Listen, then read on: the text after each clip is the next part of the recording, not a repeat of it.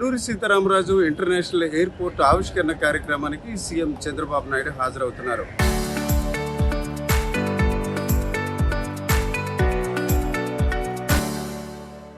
ప్రధాని నరేంద్ర మోడీకి స్వాగతం పలకడమే కాకుండా ఒక ఉత్తరాంధ్ర చరిత్రలో అభివృద్ధికి ఒక నాంది పలికే రీతిన ఈ భోగాపురం ఎయిర్పోర్ట్ను ఆవిష్కరించడానికి ఏపీ ప్రభుత్వం ఏర్పాటు చేసింది. ఈ దశలో మనం చూడవచ్చు ఆర్టీవీ ఎక్స్క్లూజివ్గా ఆ విజువల్స్ అందించే ప్రయత్నం చేస్తుంది CM Chandrababu Naidu.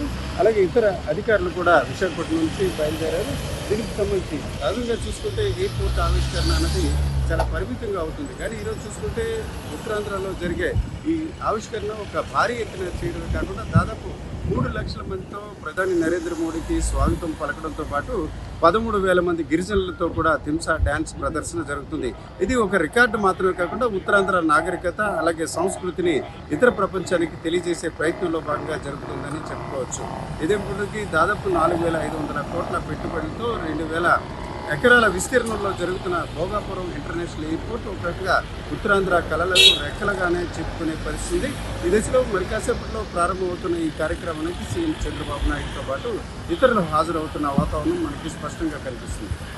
Camera person తిరుపతితో రామచంద్రరావు, ఆర్టీవీ, విశాఖపట్నం.